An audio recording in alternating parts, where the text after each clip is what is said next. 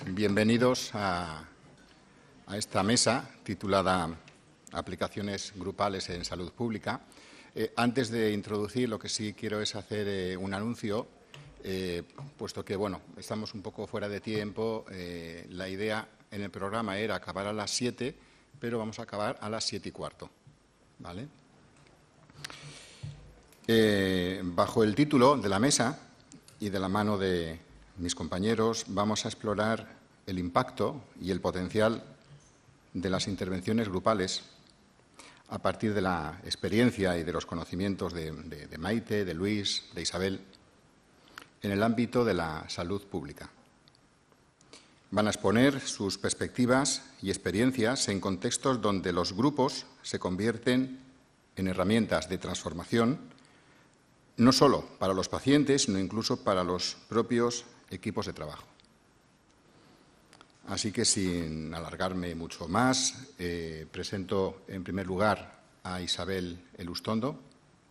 Ella es psiquiatra, trabaja en un centro de salud mental en Getafe, es co-coordinadora y docente en el Máster de Psicoterapia Analítica Grupal en Barcelona y miembro de la Junta del Instituto de Grupoanálisis.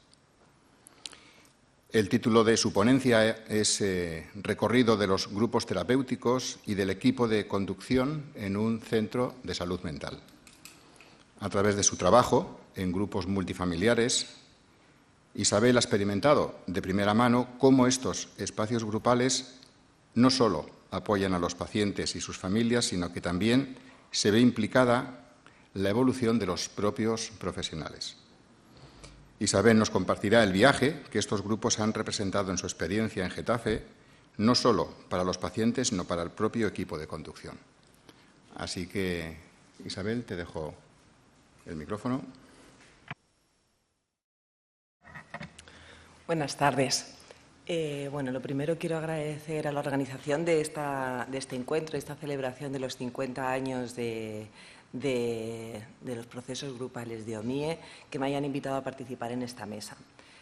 Cuando cuentan conmigo para hablar en un encuentro como este, siempre me asalta la duda de qué puedo traer que sea de interés para los que me escuchen sobre lo que hago en mi práctica habitual. Y en esta ocasión, aunque espero que pueda sugeriros algo, lo que vais a escuchar, me lo he querido tomar también como un ejercicio de reflexión que necesitaba hacer en estos tiempos en los que pensar y detenerse es tan complicado en este contexto que da título a la mesa, que es la salud pública. Agradezco la oportunidad de estar en esta mesa con mis compañeros, con Mario, con Maite y con Luis, los encuentros con ellos en las reuniones de Zoom que hemos tenido previas han sido un gusto desde ya. Y también lo agradezco por lo que decía, porque me ha servido para tratar de poner pensamiento a lo que simplemente sucede en mi día a día, muchas veces sin poder ser reflexionado. Y esto, que es poco y quizá es obvio para muchos de los que trabajáis en el mismo sector y en otros en los que no. Antes decía Maribel que pensar ya es un lujo y pararse es un lujo, o sea que en varios contextos esto ahora es difícil, pues creo que es importante destacarlo y tomarlo en cuenta como parte del marco en el que se desarrolla y la escena en la que trabajamos en el día a día. Y mi ponencia de hoy tiene mucho de esto, de tratar de dar valor y de visibilizar el telón de fondo en el que transcurre la escena en el que trabajamos. Para empezar, voy a traer un poco de historia sobre mi formación y el contexto en el que desempeño mi función laboral. Yo trabajo en un centro de salud mental en la zona sur de Madrid, que es un ámbito tradicionalmente, con tradición comunitaria, un terreno abonado para el enfoque comunitario, psicosocial y, por tanto, el psicoterapéutico y grupal, a priori. Hice la residencia en Getafe y en mi último año mi rotación libre en Buenos Aires, formándome en psicoanálisis multifamiliar con el equipo y con el doctor García Badaraco. Cuando acabé la residencia en el 2005, fui contratada en el centro donde había hecho la residencia y desde entonces desempeño allí mis tareas profesionales. En el 2006, recién acabada la residencia, empecé a formarme en esta fundación, en la Fundación EMIE, con los cursos de formación continuada con Maribel Blajakis y José Luis López de Atienza. Hice con ellos 2 cursos formativos y a continuación, después de un encuentro que se celebró aquí en 2009, tomé la decisión de empezar el máster de psicoterapia analítica grupal en Barcelona. Y allí he estado vinculada hasta hoy, que todavía formo parte del equipo. Con esto quiero decir que en mi recorrido profesional el contexto siempre ha estado tan presente como el individuo o más. Es un modelo en el que me he formado socio-psicobiológico frente al clásico biopsicosocial. Me ha gustado últimamente una cita que me hizo llegar un compañero, Albert Díaz, que habla de esto. Es una cita del filósofo Josep María Esquirol y dice: el ser humano es un ser situado, no es una esencia a partir de la cual se establecen una serie de relaciones, sino alguien esencialmente vinculado con las cosas, con los lugares y sobre todo con los demás. Alguien inimaginable sin esos vínculos. Bien, ahora cito a un referente del grupo operativo, a Pichon Rivière, que definió el grupo como un conjunto restringido de personas ligadas entre sí por constantes de tiempo y espacio y articuladas por su mutua representación interna, que se plantea explícita o implícitamente una tarea que constituye su finalidad.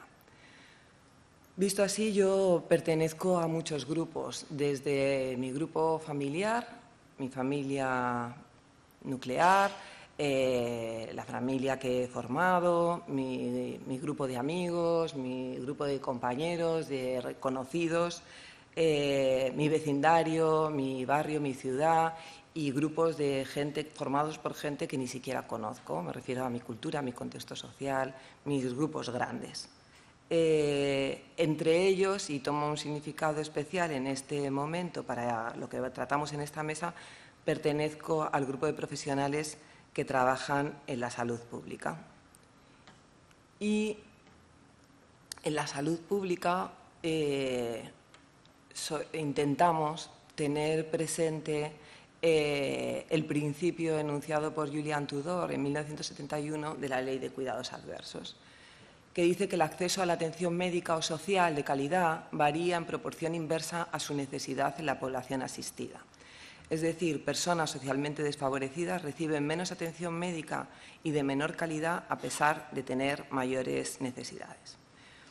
Pues bien, en esta situación, y teniendo en cuenta estos principios, en el Centro de Salud Mental de Getafe, en 2005, 2 compañeros, Ángel Ramos y Esther García de Bustamante, iniciaron la andanza de un grupo que pretendía atender y atiende todavía hoy, en ese momento sobre todo a jóvenes diagnosticados de trastorno mental grave, fundamentalmente de trastornos psicóticos. Al poco de empezar este grupo, que es un grupo de frecuencia semanal y que, como digo, sigue manteniéndose, transformado hasta ahora, al poco mis compañeros se dieron cuenta de que era importante incluir a las familias en el tratamiento. Así que a los pocos meses se inició un grupo multifamiliar paralelo, es decir, el grupo de jóvenes, vamos a decir, jóvenes, ahora ya no son tan jóvenes, pero el grupo de jóvenes se hacía con frecuencia semanal y el grupo multifamiliar en un principio mensualmente y ahora quincenalmente. Estos grupos están conducidos por un equipo que somos 3 psiquiatras, Francisco Martín, que ha hablado esta mañana, Ángel y yo, y una psicóloga, Esther, que hemos compartido, tenemos cada uno nuestra formación particular, pero hemos hecho muchas formaciones compartidas, muchas de ellas en esta casa en OMIE. Eso nos permite tener un esquema referencial común y además tenemos la suerte de formar un equipo estable desde 2010. 2011, es que hoy he visto, Francisco, que tú te incorporaste en el 2011, lo he visto en tu ponencia, entonces yo había puesto 2010, pero desde el 2011 los 4 estamos juntos. Es un grupo que se ha transformado a lo largo de los años. Es un grupo constantemente abierto, donde, aunque al principio tratábamos fundamentalmente con trastornos psicóticos, fuimos ampliando y se han incluido distintos diagnósticos, todos de cierta gravedad, pero se ha ido ampliando y están incluidos personas de distintas edades, de distintos momentos del proceso, con distintos padecimientos clínicos. Es un grupo abierto a todo el equipo, donde cualquier compañero nos puede derivar pacientes y bueno, es un grupo de referencia para muchos pacientes que no de pertenencia. Hay pacientes que vienen al grupo desde hace muchos años, pero utilizan el grupo según necesiten a lo largo de los años. Pasan temporadas sin ir, van, vuelven. Bueno. Toda persona que se incorpora a un grupo por primera vez trae una serie de fantasías en relación a lo que podría consistir esa experiencia. Se utilizó el acrónimo ECRO, Esquema Conceptual Referencial Operativo, para definir el conjunto de conocimientos organizados que sirven al individuo para aproximarse a un aspecto de la realidad y actuar sobre la misma. Cuando se inicia un proceso grupal, se da una colisión de ECROs, de estos esquemas conceptuales. Esto genera una situación confusional y hay un juego de proyecciones, disonancias, consonancias, afectos de ida y vuelta y se forman relaciones vinculares. En el proceso grupal se alternan momentos de pretarea, de supuesto básico, de resistencia, situación indiscriminada, momentos de freno y momentos de tarea y trabajo, donde la tarea es más discriminada y de cooperación. Y en el mejor de los casos, bueno, estos momentos, como sabéis, son de ida y vuelta y no son lineales. En el mejor de los casos, a lo largo del transitar de un grupo, surgen elementos de grupalización progresiva y, por consiguiente, se pasa de lo individual a lo colectivo, del monólogo al diálogo, y aparece una cultura nueva e idiosincrática. Lo que he comentado hasta ahora respecto a lo que siente un individuo al pertenecer a un grupo quizá nos hace pensar de primeras en lo que le pasa a un paciente cuando se incorpora en una experiencia terapéutica grupal, pero a mí me ha gustado pensar en qué nos pasa a los profesionales cuando nos incorporamos a un grupo profesional, a un equipo, a una institución, a un lugar que nos acoge y donde nuestros esquemas referenciales colisionan con los esquemas referenciales de los otros y también con los esquemas de la propia institución que nos acoge. Cuando realizamos grupos en una institución pública, se debe asumir que dominar las técnicas psicoterapéuticas es una condición necesaria, pero no suficiente para alcanzar un buen nivel de trabajo. Porque más allá de la relación entre entre terapeuta y paciente, existen otros factores grupales o institucionales que influyen en los procesos terapéuticos. Estos elementos mediatizan la práctica clínica. Problemas en los equipos de trabajo. Bueno, claro, cuando un profesional está en unas condiciones de trabajo, se siente molesto, no son unas condiciones favorables, surgen problemas en los equipos. Marta de Brasi escribió que los problemas de equipo de trabajo surgen cuando se fantasea que cada una de las escuchas selectivas de los profesionales pueden abarcar la totalidad de la problemática del paciente. Esto conlleva una visión parcial de los malestares. En ese contexto, los grupos aparecen como el mejor de los marcos para minimizar el riesgo de iatrogenia. Se hace manifiesta la parcialidad de las visiones y tanto los profesionales como los pacientes estamos expuestos y acompañados. Bien, voy a hablar de las cosas, los antecedentes que se han desarrollado en los últimos años en el centro donde trabajo, pero otros similares seguramente se pueden dar en vuestros lugares de desempeño profesional. En nuestro centro, en 2018, el mismo día que el presidente Rajoy dejó la presidencia del Estado, tuvimos la incorporación de nuestro nuevo líder, nuestro nuevo jefe. Era el jefe de todo el servicio. ¿Bien? Era una persona nueva en el equipo que no conocíamos y sustituía a un jefe previo que era una institución dentro del área, dentro de la zona y dentro de la zona, del lugar. Además, su salida, él la vivió de forma muy traumática y en el equipo esto también generó mucho movimiento. Poco después, al año y medio, tuvimos que hacer las adaptaciones pertinentes cuando se declaró la pandemia COVID en marzo del 2020. Se suspendieron y se limitaron los grupos presenciales y nos tuvimos que adaptar, como hemos comentado esta mañana también, al formato virtual.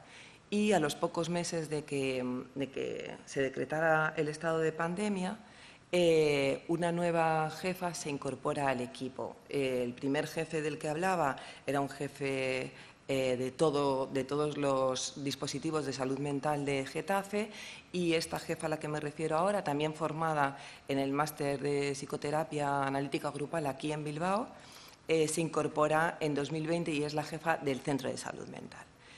En estos últimos años, y no solo por estos cambios, el modelo de gestión clínica que se ha instaurado en el hospital aboca al predominio del modelo biopsicosocial.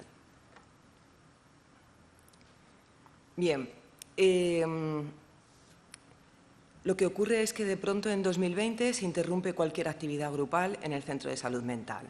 Se alargó mucho la resistencia institucional a poder retomar la actividad grupal. Cuestiones de espacio, distancia de seguridad, eran principios de realidad que impedían la reunión, que se tomaron como pilares incuestionables durante mucho tiempo en nuestro centro por casi todos los profesionales. Pero paralelamente veíamos como en otros centros de trabajo de características similares a las nuestras empezaba a trabajarse en grupo. Varios compañeros con los que mantenemos contacto habitual, que también hacen grupos multifamiliares, empiezan a hacer el grupo a través del formato online a partir del verano del 2020. Nosotros, solo en septiembre, hasta septiembre del 2021, no pudimos retomar el grupo pequeño, el grupo semanal del que os hablaba, en formato virtual. Nos estaba costando mucho volver a reunir el grupo. Estábamos dubitativos, no encontrábamos el momento de hacer un hueco en las agendas que se habían cerrado un año y pico antes al formato grupal. Nos fue difícil retomar el grupo pequeño y del grupo multifamiliar apenas hablábamos, más que para decir lo casi imposible que era retomarlo. Solo en septiembre del 2022 pudimos volver a hacer el grupo en el centro presencial, el grupo pequeño, insisto. En este tiempo, mientras tanto, nosotros estábamos estancados respecto a los grupos que queríamos, que teníamos en mente y que nos gustaba hasta entonces mucho hacer, pero desde la institución surgen nuevas propuestas y necesidades que atender. Cuando digo la institución no me refiero solo al centro de salud, al hospital, sino a la Comunidad de Madrid. El Plan Estratégico de Salud Mental insta a la puesta en marcha de varios programas. Aparece el programa de atención al riesgo suicida, el programa de transición de la adolescencia a la edad adulta, programas intensivos de tratamientos, programas poco dotados de personal, de tiempo y de reflexión, una vez más, pero que había que hacer.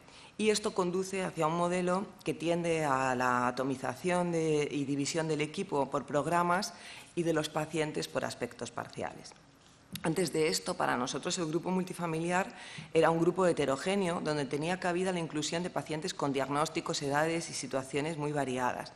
Pero en estos últimos años nos encontrábamos, a raíz de todas estas demandas, haciendo por separado grupos distintos. Yo empecé a hacer grupos con pacientes jóvenes que transicionaban a la edad adulta, Ángel y Francisco empezaron a hacer grupos de trastornos de personalidad, grupos de trastorno bipolar, Esther trabaja en el hospital de día y seguía haciendo su función allí. Estábamos un poco más divididos.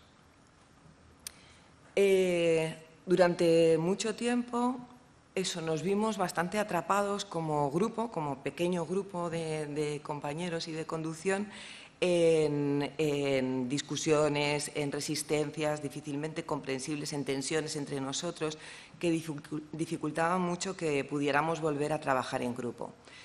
creo que había fuerzas más allá de nuestras propias resistencias personales o nuestras propias conversaciones pendientes que teníamos que tener y que también nos vino bien poder hacer este parón para poder encontrarnos de esa manera, pero parece que había fuerzas que eran ajenas a nosotros o externas a nosotros que impedían que nuestro grupo fuera un grupo de trabajo.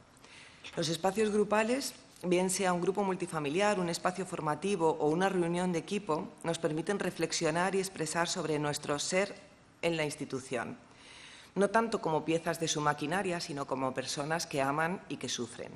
Pero además nos permiten dar un impulso a lo común a todos, a lo colectivo, una dimensión que en nuestro ámbito está continuamente amenazada por un funcionamiento cada vez más individualista. Cada vez el trabajo se convierte más en trabajo de despacho, poco acompañados y, por tanto, con mayor riesgos de ser parciales o más parciales. Esta fórmula, sea más o menos explícita en cada lugar de trabajo, subyace a la alarmante falta de espacios de debate y cuestionamiento genuinos. Implica que las reuniones programadas se dediquen a cumplir una burocracia administrativa o a informar de decisiones ya tomadas. De modo que lo que suele denominarse trabajo en equipo muchas veces responde más bien a una regulación jerárquica de tareas y personas que comparten un mismo espacio. Desde ahí, yo entiendo que volver al encuentro grupal, a respetar los momentos de intercambio del equipo de conducción de un grupo, el pregrupo, el posgrupo, los momentos de reflexión, tiene una doble finalidad. Primero, que los profesionales seamos coherentes con este modelo, puesto que los objetivos de dichas reuniones, tomarse un tiempo para pensar, sentir y hacer comunidad, son también los pilares de nuestros grupos. Pero más allá, se trata de convertir lo grupal en un dispositivo de resistencia frente a los excesos farmacobiológicos de la psiquiatría más reduccionista. Y así, a pesar de todo esto, en abril de 2024, después de sentirnos muy paralizados, conseguimos arrancar de nuevo con el grupo multifamiliar. Ahora es un grupo nuevo y distinto al que dejamos en el 2020.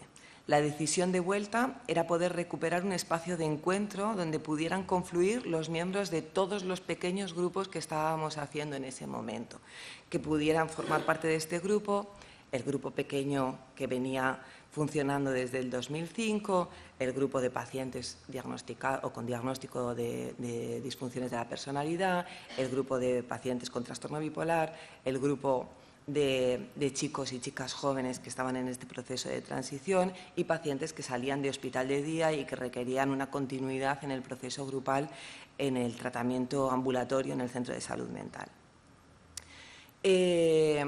La realidad es esa, que hace 6 meses estamos retomando el grupo multifamiliar. Yo de nuevo me siento motivada pudiendo disfrutar de este espacio, pero bueno, lo más actual es que hace muy poquito, en estas semanas, se están haciendo reformas en el centro donde trabajamos porque no tenemos despachos suficientes para que todos los profesionales tengan su pequeño lugar y los espacios grandes, los espacios de reunión, la sala de espera, pero también las salas donde hacemos grupos se están empequeñeciendo para poder hacer despachos donde atender. Bueno, son cuestiones que están ocurriendo no solo en el contexto donde yo trabajo, sino creo que en muchos de los que trabajáis, los que estáis aquí. No sé cómo voy de tiempo, Mario. 5 minutos. Bueno, quería contar para acabar simplemente una viñeta grupal de algo que ha ocurrido en uno de los últimos grupos que hemos celebrado. Desde abril hasta verano, hasta julio, tuvimos, pues no sé, 8 o 10 grupos multifamiliares en los que, pues como os decía, nos juntábamos miembros de grupos muy distintos. Nos juntábamos personas que recuperaban el grupo multifamiliar que habían perdido en 2020 y para ellos era retomar un espacio valioso donde ahora estaban personas totalmente desconocidas, mucha gente nueva que nunca había estado en el grupo multifamiliar y que se incorporaban de otros grupos. Yo, pensando sobre esto, creo que esos primeros grupos, desde abril a verano, estuvieron dominados por estas discusiones de estos movimientos de lo que he perdido de mi grupo y el riesgo de incorporarme en un sitio nuevo donde puedo ser atacado y donde eso, las ansiedades de pérdida y ataque fueron predominantes. Paramos en verano, en agosto no celebramos el grupo y en septiembre nos volvimos a reunir.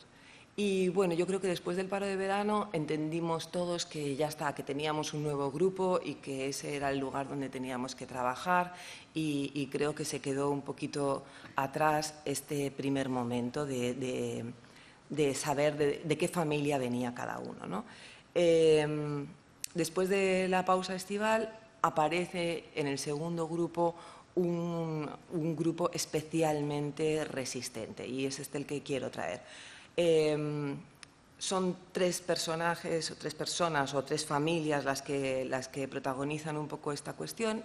Son los padres de un paciente que apenas viene al grupo multifamiliar. Estos padres son integrantes del grupo desde hace bastantes años y antes del parón de la pandemia estos padres habían podido hablar de las cosas que les pasaban a ellos, de su propia historia. En algunos momentos pudimos acercarnos a cuestiones que creíamos que pasaban entre ellos como pareja, con mucha dificultad, porque son una pareja muy hermética en este sentido, pero se había quedado atrás el hablar de el hijo que no venía, ¿no? O por lo menos, si no se había quedado atrás, ocurría con momentos en los que también podían hablar de ellos como personas a las que les pasaban cosas. Bueno, pues el padre de este chico empieza al grupo muy enfadado, mostrándose muy enfadado, muy angustiado, muy preocupado, porque su hijo les ha dicho que va a dejar de ponerse el inyectable.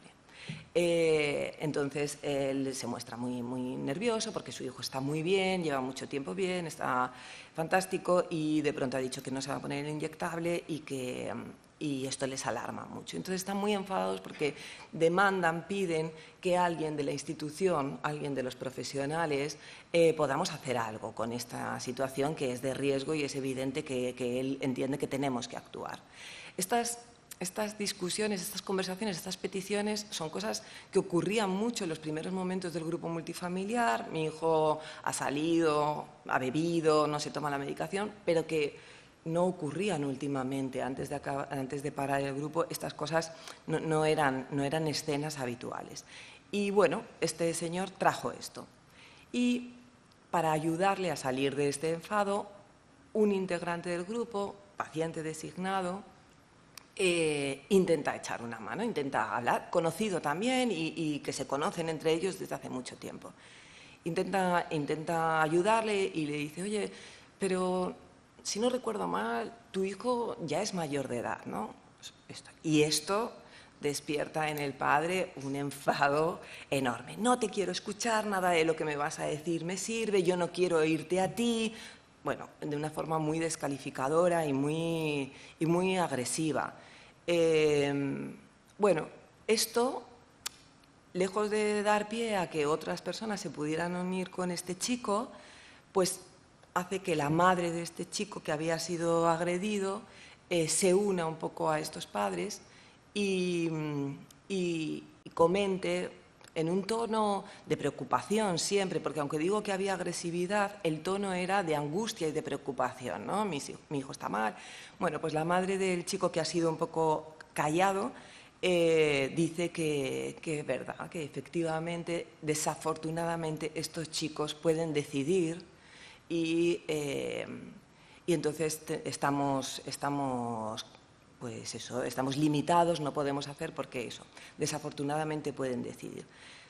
Esto es un momento para el grupo pues es un momento regresivo muy importante en el que muchos pacientes que han tenido tiempo en el grupo, en otro momento creo que hubieran podido responder y tener su voz de una forma más libre. Pero no pudo ser, fue difícil. Nosotros los conductores intentamos intervenir, intentamos señalar esa mezcla de preocupación, enfado, la agresividad y el deseo de establecer una relación jerárquica que había que trabajar, pero Bueno, aparece una última madre que es madre de un adolescente, de estas personas que se han incorporado nuevas, que nunca habían tenido experiencia en un proceso grupal.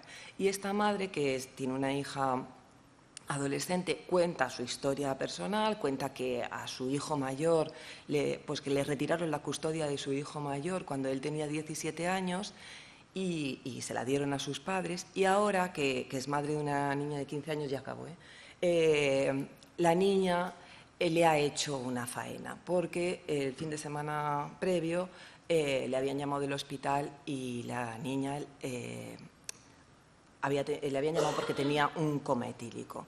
Y esto lo contaba la madre como un ataque terrible que la hija le estaba haciendo a ella. Y además, esta niña, 2 años antes, en el instituto la había denunciado por una agresión física que le había hecho la madre, y entonces ella se quejaba de que no podía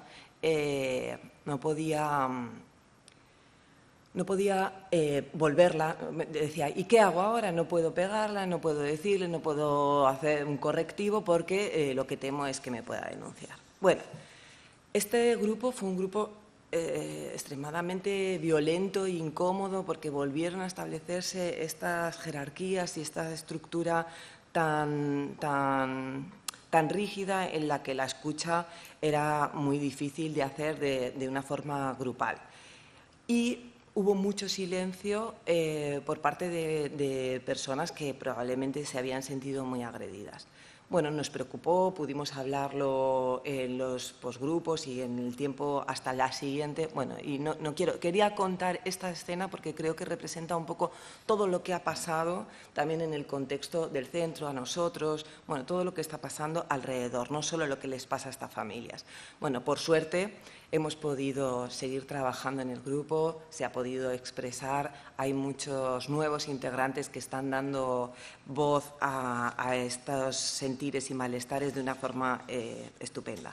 Y solo para acabar, para mí, poder entender que el tiempo en el que no hemos podido trabajar en el grupo multifamiliar no se debe solo a motivos personales, liberarme de cierto sentimiento de culpa por no ser capaces de resolver enredos ha sido muy esclarecedor y muy tranquilizador. Poder entender que estamos trabajando en un contexto complejo en el que los objetivos y las demandas que nos hacen son con creces mucho mayores que los recursos con los que contamos, y que eso estaba calando en nosotros hasta tal punto de hacernos pensar que un grupo como el grupo multifamiliar, abierto, abarcativo, reflexivo, de encuentro, muy valorado por pacientes y por compañeros, de pronto nos parecía secundario, accesorio o prescindible, ha sido muy importante para mí. Ir pudiendo tomar distancia y conciencia de ello creo que ha generado un impulso creativo en todos nosotros. Y de nuevo, estoy satisfecha por poder participar en un grupo, ahora un grupo distinto, que colabora en la formación de residentes, en la atención a pacientes graves y el acompañamiento a muchas personas que adolecen de una fuerte soledad. Es para mí un gran impulso poder sentir que este grupo forma parte de nuevo de la realidad cotidiana. De nuevo, mirar hacia afuera me ha permitido entender mejor lo que estaba pasando dentro. Sin más, gracias, y agradecer también a las personas que nos están siguiendo en streaming, que sé que varios compañeros están al otro lado, pues quería saludar y agradecer la escucha. Gracias.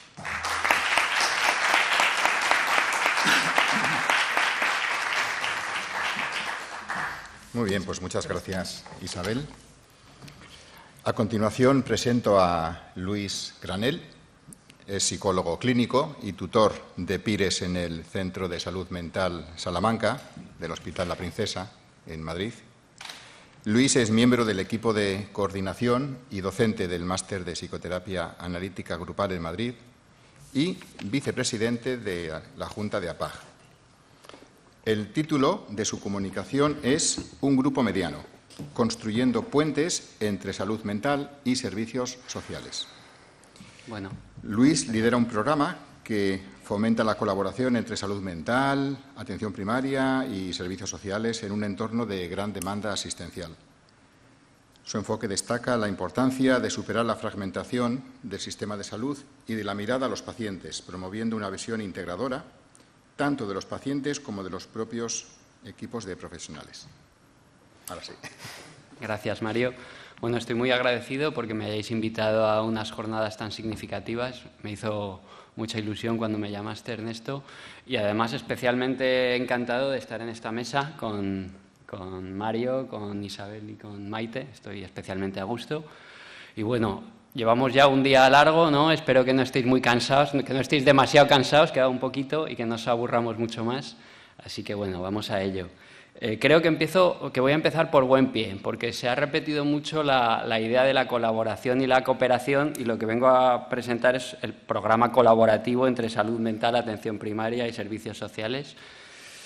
Un programa que pusimos en marcha un subgrupo de 4 profesionales, 4 compañeros del Centro de Salud Mental de Salamanca en 2019. Desde esa fecha, el único que continúa soy yo. El equipo, como muchos equipos, ha ido cambiando. Ahora mismo lo formamos una psiquiatra, Alba Pozo, una trabajadora social, María Jesús Fernández, una enfermera, Patricia Pinto y yo. Y el objetivo del programa es dar un sentido coherente al conjunto de acciones, reuniones, coordinaciones e intervenciones que realizamos desde salud mental a atención primaria y a servicios sociales. Me había quitado una diapositiva. Bueno.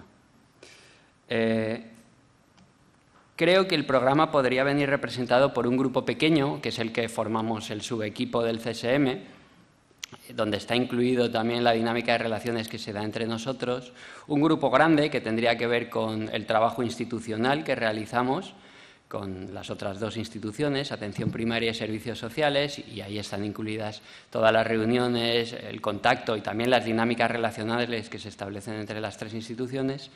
Y un grupo mediano, que es un grupo que pusimos en marcha de intervención, que pusimos en marcha conjunto con servicios sociales hace 3 años y que creo que no solo funciona como un grupo de intervención y de asistencia a pacientes que sufren, sino también como un grupo, como un espacio transicional, como un puente entre el grupo pequeño, nuestro equipo, y el grupo grande, que es el grupo institucional, ¿no? Sobre el grupo pequeño. Bueno, ¿qué os voy a decir del funcionamiento de los centros de salud mental, ¿no? Son dispositivos de la red de salud mental, ambulatorios, que se ocupan de evaluar y tratar a personas derivadas principalmente de atención primaria, pero también de otras especialidades y de servicios sociales, ¿no? También sabréis que son equipos, como el resto de la red, con una enorme sobrecarga asistencial y con unas listas de espera cada vez más grandes. Un problema que preocupa desde la gestión y que preocupa a cada profesional que estamos allí, ¿no? Y que creo que es un problema que trasciende a la dotación de profesionales, por supuesto. Estoy de acuerdo en que los equipos deberían dotarse más y deberían estar más dotados, pero no creo que sea ese el único problema, ¿no? En los últimos 20 años los equipos se han dotado, probablemente tienen un 30 o un 40% más de profesionales, se han creado dispositivos. Sin embargo, el aumento de sobrecarga y el aumento de listas de espera crece mucho más y mucho más rápido, de forma exponencial sobre esos propios datos, ¿no? Bueno, podríamos hablar de aumento de problemas de salud mental, en fin, todos estos debates de si hay más visibilidad de problemas de salud mental. También se habla de la mayor patologización de problemas de la vida diaria que no se filtran y que acaban llegando masivamente a salud mental, problemas laborales, problemas de duelos incipientes, etc. Pero creo que bajo esa realidad hay 2 factores, o yo he extraído 2 factores, habrán muchos más, que creo que son los que vertebran lo que para mí es lo que da sentido al programa de colaboración para mí, ¿no? El primero es la sectorización del ser humano, ¿no? En la red, y especialmente en la red de salud mental, se tiende a entender al ser humano como dividido en partes, la física, la mental, la social, sin que luego haya una integración necesaria de eso, ¿no? Kurt Goldstein ya habló de eso hace 80 años, ¿no? El neurocientífico y filósofo y una de las principales influencias de Fuchs. Eso se acaba sintomatizando en una llamativa falta de coordinación entre los diferentes especialistas de la red, pero también entre las diferentes especialidades, donde fácilmente nos peleamos por si este paciente es mío o es tuyo. No, esto es un problema social, no de salud mental. ¿Cómo no va a estar mal este paciente? No, le hemos estudiado y no tiene ningún problema físico. Esto es ansiedad o es psicosomático, al psicólogo. ¿Cuántas veces nos vamos encontrando a la semana con una sensación de quemazón y de que nos cuesta entendernos en este sentido? Y lo que le va ocurriendo al paciente es un periplo por miles de consultas especializadas, de trabajo social, acaba en servicios sociales, le mandan a esta asociación, de forma que el paciente acaba teniendo la sensación de que muchos profesionales ven partes de él o de ella, pero nadie le ve a él o a ella. Ayerra, en su artículo de Grupos Grandes, comenta que nos encontramos en los pacientes la personalización de los conflictos institucionales, en cuyo origen se encuentra el funcionamiento inadecuado de la estructura global, y que detectamos las personas como un cúmulo de malentendidos no articulados, no procesados, no dialogados, y que los equipos y los propios pacientes, los propios ciudadanos, acaban actuando y reactuando, ¿no? El segundo factor del que vertebra un poco cómo yo entiendo el programa, la necesidad de un programa interinstitucional, es la desvinculación progresiva del individuo al contexto comunitario del que forma parte, ¿no? Y que tuvo un aumento dramático y significativo durante la pandemia.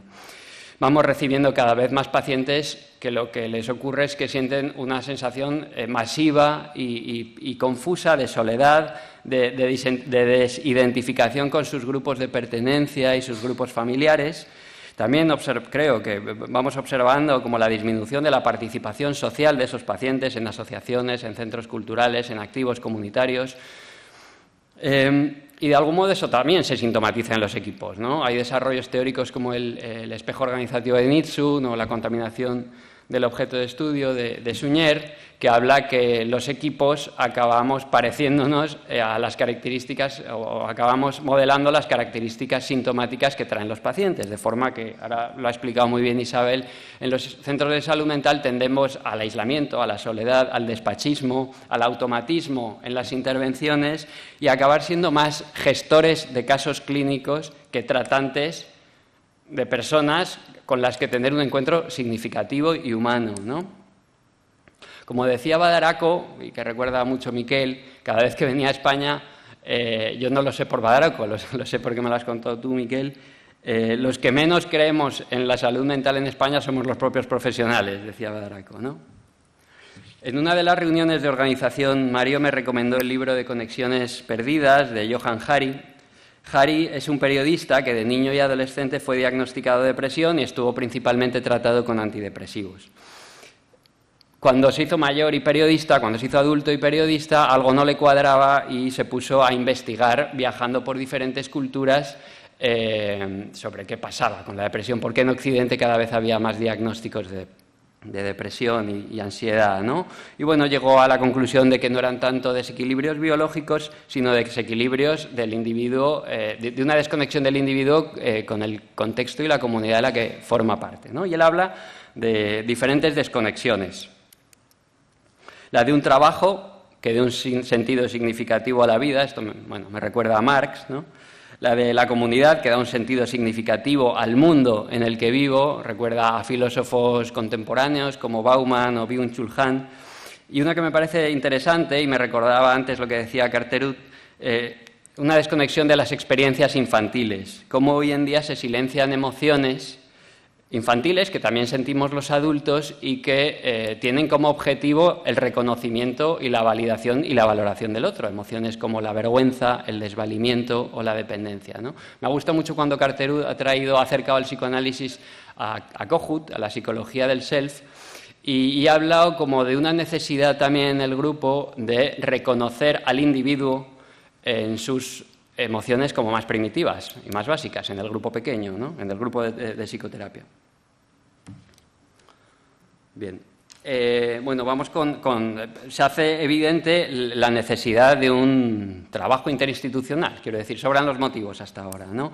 Creo que la formación grupo analítica nos permite o nos ha permitido no solo entender al ser humano como inserto en la red en la trama, inseparable de la trama relacional y contextual de la que forma parte. También nos permite tener herramientas técnicas para llevar a cabo grupos de psicoterapia, pero también para abordar y manejar las dificultades que aparecen en la comunicación entre los propios compañeros y que van apareciendo continuamente, ¿no? Y que lo peor que puede pasar es que se silencien, ¿no?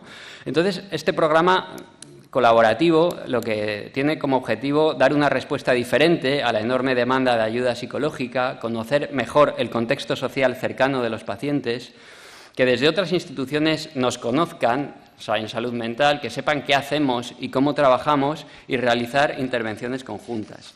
De tal manera, en 2019 comenzamos a hacer reuniones por separado con atención primaria y servicios sociales, pero nos pareció como idóneo, como una posibilidad idónea, crear un espacio conjunto. Y empezamos a tener reuniones, propusimos tener reuniones trimestrales donde estábamos el subequipo de salud mental del que os he hablado, las 3 trabajadoras sociales de atención primaria de zona y 2 trabajadoras sociales y una psicóloga de servicios sociales. Bueno, las reuniones no son fáciles y sobre todo no lo eran al principio, ¿no? Yo creo que a veces este tipo de reuniones recuerdan a grupos grandes regresivos, ¿no? Y yo tengo como referencia el artículo de Martínez Taboada y colaboradores, que en estas reuniones fácilmente transitamos momentos de pelea, aparece la competición de quién está peor. Es que vosotros no tenéis tantos pacientes, es que yo trabajo en peores condiciones. Hay una cierta amenaza a la identidad en que nos dividimos en categorías o en estamentos para reafirmar la propia identidad. Nos viven con frecuencia como intrusos que vamos a dar lecciones a sus centros cuando ellos hacen lo que pueden, y es verdad. Y supongo que nosotros los vivimos a ellos todo el rato como malos derivantes que no son capaces de filtrar, ¿no? Que no son capaces de filtrar y que por ese motivo estamos tan sobrecargados, ¿no? Se desliza también la idea de por qué os gusta tanto a vosotros de salud mental reuniros y lo que tenéis que hacer es ver pacientes, ¿no? En ese sentido siento con potencia ese tránsito del que habla Martínez Taboada del encuentro a la suma cero, que es un tránsito agotador y que es de ida y vuelta, no solo es de ida, ¿no? Pero bueno, hasta el momento creo que se han cumplido objetivos. Hemos realizado en estos 3 años 15 reuniones. Creo que el programa se mantenga y que por lo menos haya una persona que está desde el principio es un éxito también. Nos conocemos más, sabemos qué hacemos cada uno y sabemos cómo estamos y en qué condiciones y que estamos todos un poco fastidiados con algunas cosas. El clima grupal ha mejorado, está más cercano, ¿no?, a la coinonia de la que habla de Maré. Algo que en salud mental hemos ganado mucho es que conocemos mejor los activos de zona y el barrio, conocemos mejor la comunidad y eso nos permite dar una información más social también a los pacientes a los que atendemos. Sabemos lo que existe en el barrio, cuáles son los activos comunitarios y un poco como guinda, y en lo que me voy a centrar en esta parte, es que en 2021 pusimos en marcha una intervención grupal, que es el grupo de apoyo comunitario, que para mí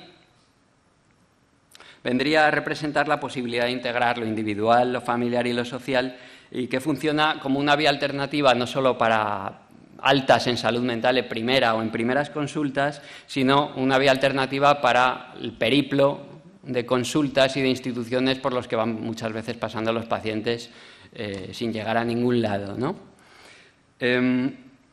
Está dirigido a pacientes, a personas que no tienen un trastorno mental grave, pero que sí pasan por un episodio de sufrimiento reactivo a problemas laborales, enfermedades físicas, duelos, etcétera.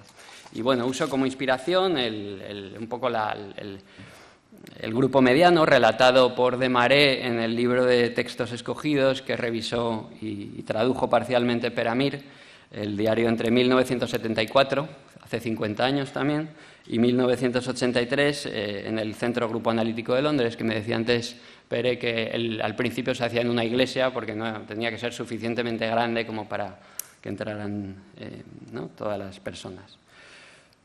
Bueno, ¿cómo cuánto me queda? 10. Vale. Bueno, los convocantes conductores somos Miriam, que es una trabajadora social de servicios sociales, Alba Pozo, que es la psiquiatra, y yo, como psicólogo clínico.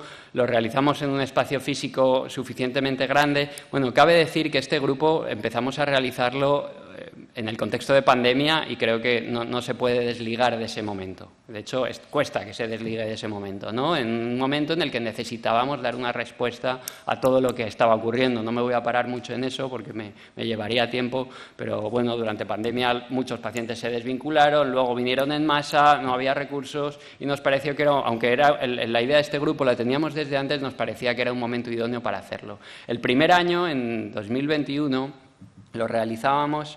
No queríamos hacerlo tampoco en un contexto sanitario, queríamos hacerlo en un contexto social o comunitario. Y el primer año lo hicimos en el lugar más grande que nos ofreció el Ayuntamiento y Servicios Sociales, que era un gimnasio, un campo de baloncesto, una cancha de baloncesto en un sótano, súper incómodo porque eran bancos corridos, pero bueno, nos permitía como guardar la distancia de seguridad. Desde hace un par de años estamos ya en una sala que es muy, muy guay, con muchas ventanas en servicios sociales de unos 40 metros, con sillas normales, y que además es la sala donde servicios sociales hacen los talleres de pintura y de baile y tal. Y bueno, yo creo que le da un aire diferente a lo sanitario, a la tendencia a la patologización de la que hablaba antes, ¿no? Lo realizamos semanal, los miércoles de 1:30, de 7 a 8:30. Solo paramos en agosto, entre septiembre y julio incluidos, y es un grupo abierto de derivación por parte de salud mental, servicios sociales y atención primaria. Miriam, la trabajadora social, se ocupa de canalizar y recibir la información de pacientes derivados desde primaria y servicios sociales, y yo me encargo de la canalización de pacientes derivados por parte de salud mental. No hacemos entrevista previa para entrar al grupo. Los objetivos es un trabajo del patrón relacional desde un punto de vista más social que familiar, que permita una vinculación entre los miembros y mejorar la relación de cada miembro con su entorno, con el entorno comunitario en el que vive. Y que, bueno, que a través del grupo también se viva el entorno como menos hostil y menos frustrante. Y como objetivo también está el seguir acercando salud mental a servicios sociales y viceversa, y poder seguir trabajando juntos, ¿no? La función de los conductores, según un poco la clasificación también de Miquel, he agrupado la convocante y la higienizante porque creo que es la que habla un poco más de la importancia del encuadre en el grupo, ¿no? Bueno, según de Maré, la función convocante es especialmente importante y diferenciada de los grupos pequeños. Él, de hecho, denomina al convenor, un poco a diferencia del conductor, como la persona responsable de asumir la organización y desarrollar un grupo grande. Y bueno, yo con el tiempo también me voy dando cuenta de la importancia que tiene lo convocante en los grupos grandes, la importancia que tiene, por ejemplo, el cuidar el espacio físico. Cada vez hay menos espacios físicos en las grandes ciudades idóneos para un grupo grande, porque ya no hay espacios grandes, cada vez hay menos espacios grandes en las ciudades, ¿no? Pero lo que sí es importante, no vamos a encontrar probablemente espacios perfectos, pero sí es importante que sean espacios articulados y pensados en la mente del convocante, en la mente grupal del convocante, ¿no? Y que se cuide el espacio, cuidar los aspectos de la convocatoria, que haya claridad en los tiempos y los espacios, el pregrupo y el postgrupo, que los miembros vengan y se vayan con una información adecuada y clara de lo que hace el grupo. Respecto a la función verbalizante / conductora, hay una cita también de Maré que me gusta mucho, que dice: en el grupo pequeño el conductor actúa como depositario de las proyecciones e identificaciones. En el grupo grande sería el propio grupo el depositario de tales proyecciones, quedando el convocador disponible para reforzar a las personas a nivel yoico. De esa manera, los objetivos o la función de los conductores en su función verbalizante y conductora sería favorecer la conversación libre, guiar al grupo más al pensamiento que a la emoción, más a la reflexión de emociones que a la expresión de las mismas, aunque eso, bueno, ya sabemos que trae cola, ¿no? Favorecer una comunicación donde los aspectos sociales como el conocimiento del barrio y del entorno aparezcan, y no tapar las discusiones que surgen y que inevitablemente surgen, la frustración, el odio del que habla de Maré, pero dirigirlas a la búsqueda del respeto y la integración de las diferencias, y de ahí a la koinonia, ¿no?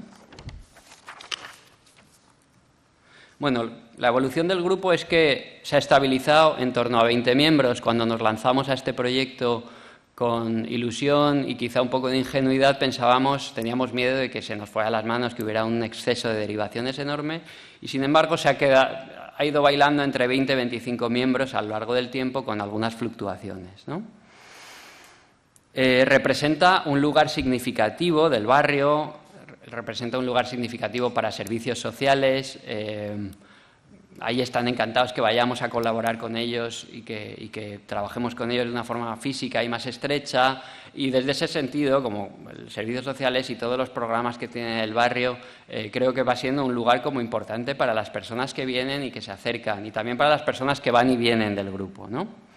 Los temas a compartir van del tránsito de lo personal, van en el tránsito de lo personal a lo social. Se habla de la familia, pero también de las diferencias ideológicas, de las diferencias de edad. Y bueno, en ese interjuego de configuraciones relacionales, en concepto de Elías, me acordaba también un poco de la idea antes de Carterud de alteridad, ¿no? En esas peleas ideológicas o identitarias que aparecen, también van apareciendo identificaciones que permiten un poco la superación del conflicto por las diferencias, ¿no? Bueno, las dificultades y los retos. Unas llevan a otras, ¿no? Es un grupo que se va modificando. Las dificultades principales que vamos encontrando son las que tienen que ver precisamente con la función convocante, las que se derivan de que sea un grupo abierto. Eso, un grupo permanentemente abierto, hace que con mucha frecuencia haya personas nuevas en el grupo y que haya una especie de permanente ritual de bienvenida que a veces penaliza la cohesión del grupo existente, o un cierto cansancio también en esa propia dinámica. Y también un poco es un grupo que yo tengo que me da la sensación de que a veces hay pérdidas, personas que dejan de venir sin dejar huella, digamos, ¿no? Y están las dificultades que se derivan también de las derivaciones. Al no hacer entrevista previa, la información que a veces nos lleva de los derivantes, aunque intentamos aumentar la comunicación y la información que nos llega, a veces hay pacientes que vienen y que no tienen la información más adecuada de la misma, ¿no? Entonces, de lo que se hace en el grupo, digamos, nos ocurre. Entonces, bueno, lo que estamos haciendo básicamente este año es reforzar todo lo que podemos el encuadre y la función convocante, y en las entrevistas trimestrales que realizamos, donde nos juntamos un poco los derivantes y los que llevamos el grupo, que sea en ese espacio donde presentan a las personas que van a entrar en el grupo, y que no sea hasta ese momento cuando los integrantes empiezan a venir al grupo, de forma que se convierte en semiabierto. El grupo deja de ser abierto y se convierte en semiabierto. Ahí habrá como 4 o 5 espacios de apertura de pacientes nuevos que a la vez serán informados en las propias reuniones. Si vemos que estos problemas siguen existiendo, pasaremos a abrir un hueco de entrevistas previas también de cada derivación. Bueno, vamos con una viñeta, que me quedan 3-4 minutos. Una viñeta además de anteayer, del grupo de este miércoles. Cuando volví a casa me parecía como que era muy adecuada para contarla, y al estar ser tan actual me parece que es muy apropiado, ¿no? Hacía pocos días que había ocurrido la Dana en Valencia, así que los primeros 10 minutos del grupo los miembros lo dedicaron a hablar de ello, lamentándolo y compartiendo información. Sin embargo, Antonio, que siempre se muestra participativo y atento, permanecía taciturno en su asiento. Yolanda no tardó en darse cuenta y le preguntó si le ocurría algo. «Claro que sí», dijo. «Me pasa que a los viejos nos quieren desahuciar del mundo. Esta mañana he ido al banco y a la sucursal a la que llevo yendo toda la vida, y me han dicho que tengo que ir a otra, que allí no me van a atender más. Pues allí me he quedado sentado 4 horas. 4 horas. Es que encima hace un mes me quitaron la libreta física, y que tenía que hacer todas las cosas por internet, me dijeron. Cuando yo no sé hacer nada de eso». Miriam, la trabajadora social, de forma pertinente, le comentó que en servicios sociales había un servicio de ayuda a las gestiones a personas de la tercera edad. Otras personas se volcaron con Antonio, dando soluciones y facilidades, tratando de atender más a su demanda concreta que a la emocional, lo que a Antonio le calmó. Hasta que saltó César, un hombre de unos 55 años de reciente incorporación. En esta sociedad parece que solo hay facilidades para ancianos, niños y enfermos mentales. Y ahí lo dejo. ¿Sabéis por qué yo no voy al banco? ¿Queréis saberlo? Porque no tengo dinero. Y me llevan maltratando en el trabajo desde hace muchos años. ¿Qué hago? En salud mental me decís que no tengo ninguna enfermedad. ¿Me podéis decir qué hago? ¿O aquí también me vais a decir que como soy un hombre menor de 65 años no voy a recibir ninguna ayuda? Bueno, los miembros del grupo comenzaron a inquietarse y violentarse. Hasta ese momento yo me había mantenido más silencioso, pero me parecía que había que atender y responder más a la dinámica que se estaba estableciendo, en base a un posible momento más regresivo, más escindido. Comenté mirando a César que no hacía falta ser de una edad o tener una enfermedad para sentirse frustrado, decepcionado o rabioso ante una situación tan complicada, y que en eso muchas personas del grupo, probablemente casi todas, se habían podido sentir identificadas. A partir de ahí aparecieron otras voces reflexivas y que llevan más tiempo en el grupo, pudiendo hablar de sus relatos, de sus experiencias propias. César se mantuvo enfadado y silencioso, pero contenido y pudiendo escuchar. Bueno, frecuentemente aparecen situaciones de escisión debido a las diferentes configuraciones grupales, como decía antes, hombres, mujeres, mayores, jóvenes, nuevos y viejos del grupo, reflejo de la propia sociedad en la que vivimos, donde frecuentemente encontramos nuestro lugar, como decía también antes, algo de esto hablaba Kemberg, nuestro lugar o nuestra identidad en oposicionismo al otro o a otro grupo, ¿no? Pero no podemos perder de vista que el grupo tiene como objetivo lograr una comunicación que pueda traspasar esos obstáculos y eso dé lugar a poder pensarnos como individuos con características diferentes y particulares, pero insertos en una misma comunidad. Y que por eso es importante dotar de espacios de encuentro más amplios, ¿no? Bueno, ya termino. El programa y el grupo es una representación de mi evolución profesional, también como psicoterapeuta y como grupo analista, vertebrada por la formación y el ejercicio como grupo analista, donde cada vez siento que creo más y tengo más entusiasmo por crear espacios en los que se integran las partes artificialmente diferenciadas tanto del individuo como del propio sistema y donde coexisten el sufrimiento de los ciudadanos con las propias incertidumbres y dificultades de los profesionales que les atendemos. Y de esa forma poder ofrecer algo que dé una respuesta más eficiente, pero también más honesta a ese sufrimiento. Voy a terminar con las palabras de Teresa, que es una psicóloga clínica a la que invitó de Mare al grupo mediano del que antes mencionaba y que estuvo acudiendo durante 6 meses al grupo mediano del centro del Instituto Grupo Analítico de Londres.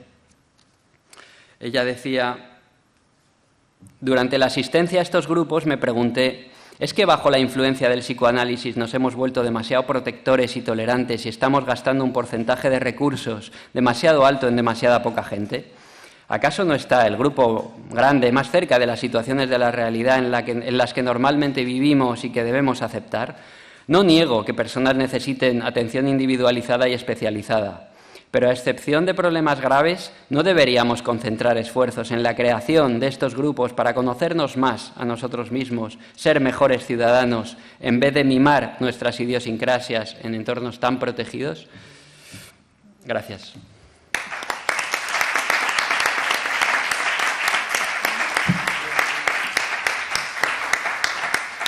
Muy bien, muchas gracias, Luis. Vale, por último, cierra la mesa Maite Pereda. Ella es psicóloga clínica en el Hospital de Basurto, es tutora de residentes PIR, docente en el máster de psicoterapia analítica grupal en la sede de aquí, de Bilbao, y secretaria de la Junta del Instituto de Grupo Análisis.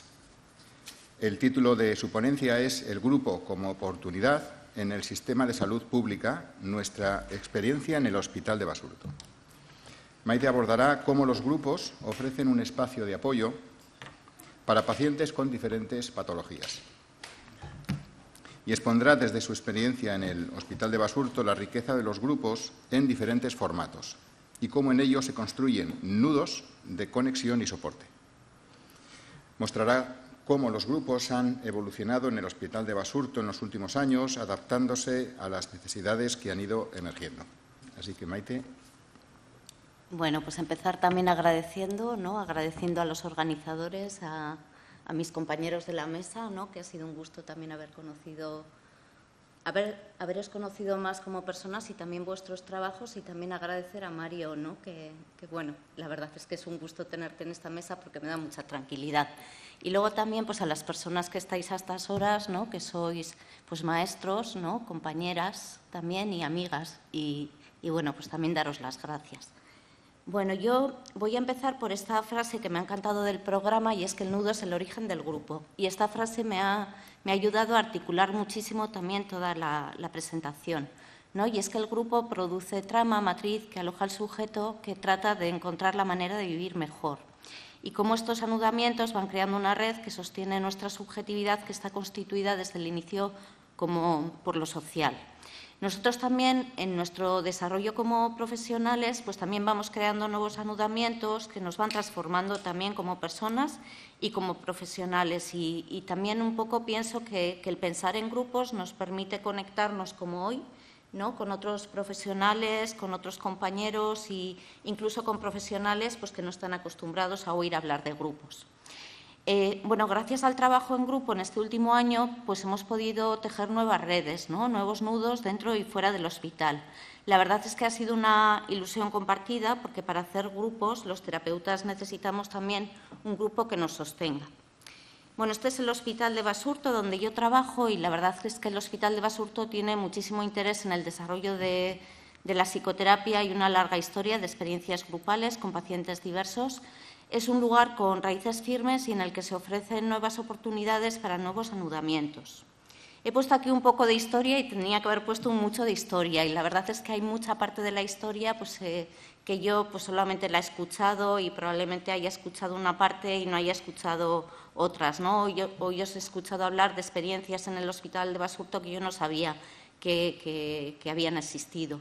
Pero bueno, así como unas breves pinceladas, ¿no? Ya desde los años 70 hay experiencias grupales en el Hospital de Basurto, y en los años 80 se abre la unidad de hospitalización de corta estancia y se introducen programas de terapia de grupo en esta unidad que se llama Escuza. Se realizan grupos de buenos días, grupos verbales y focales también para los pacientes. Los grupos de buenos días eran grupos y son grupos medianos para pacientes y personal. Se pensaron desde un modelo grupo analítico interpersonal y se realizaba una devolución psicopedagógica hacia los pacientes, y había una comprensión grupo analítica que se dejaba para los espacios de posgrupo. José Guimón, en diversas publicaciones que yo he revisado, y bueno, pues fue Eduardo Ruiz quien me habló también un día pues, de este concepto, ¿no? de comunidad terapéutica descafeinada. Él describió, ¿no? un poco la organización de las salas de Escuza de esta manera. Dijo que la institución era una comunidad terapéutica porque se consideraba como un todo en el que los distintos espacios se articulaban entre sí, y luego lo de descafeinada, pues porque de alguna manera pues el trabajar con pacientes tan graves, con tanta heterogeneidad en los diagnósticos, hacía que hubiese que descafeinar el enfoque, ¿no? y que era algo menos dinámico y también menos democrático. Bueno, la verdad es que los grupos de buenos días de Escuza han sido testigos de muchas de nuestras primeras experiencias en grupo, probablemente de muchas de las personas que estamos aquí en esta sala. Así que yo quiero aquí destacar a la que fue maestra de varios de nosotros, ¿no? y que, pues, Begoña Trojaula, que bueno, durante mucho tiempo, ¿no? más de 20 años, hasta 2015, condujo los grupos de buenos días de Escuza, 2 grupos de lunes a viernes, uno en cada planta. Yo me formé con ella como residente de psicología clínica, y luego fue también profesora y supervisora en el máster de psicoterapia analítica grupal de Bilbao.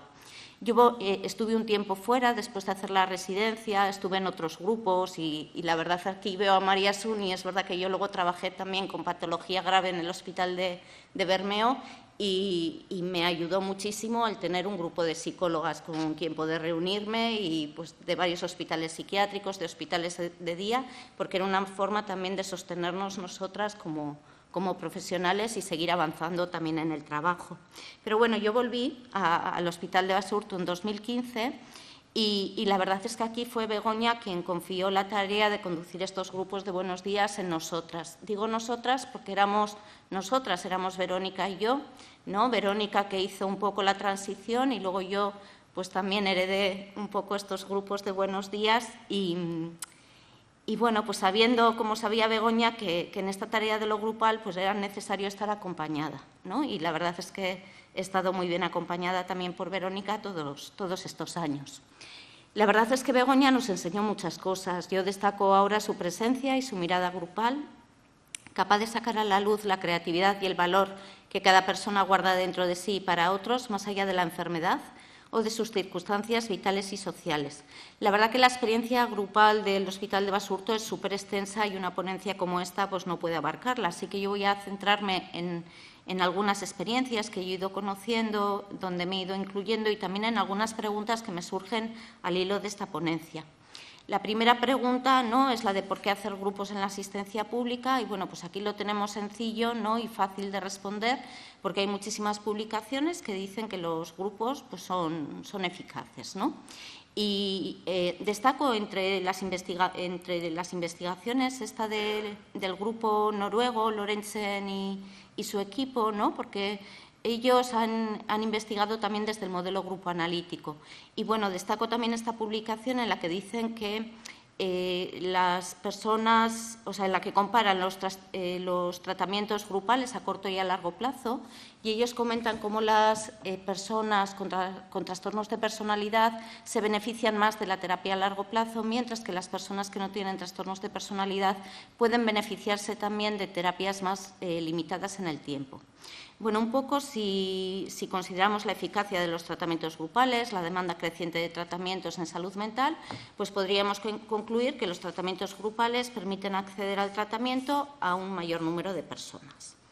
Bueno, pero sí que me parece que es interesante aquí que no confundamos estas afirmaciones con pensar que todo es cuestión de costes, porque la verdad es que hacer grupo cuesta, ¿no? Y cuesta el compromiso, cuesta mucho tiempo, esfuerzo, recursos, preparar un nuevo grupo, realizar el proceso de selección de los pacientes, los disgustos que nos llevamos a veces también cuestan, escribir notas después de cada grupo, crear y cuidar de los espacios de coordinación con compañeros que nos derivan a sus pacientes, así como cuidar también de los espacios de reflexión y supervisión.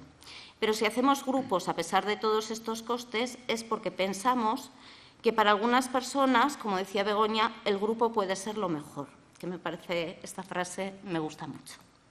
Bueno, pero ahora que ya hemos dicho esto, ¿qué modelo de psicoterapia y qué tipo de grupo? Y aquí vuelvo otra vez a mencionar a Begoña cuando ella dijo en una publicación que tenemos que pensar, analizar y crear los grupos más adecuados para cada situación.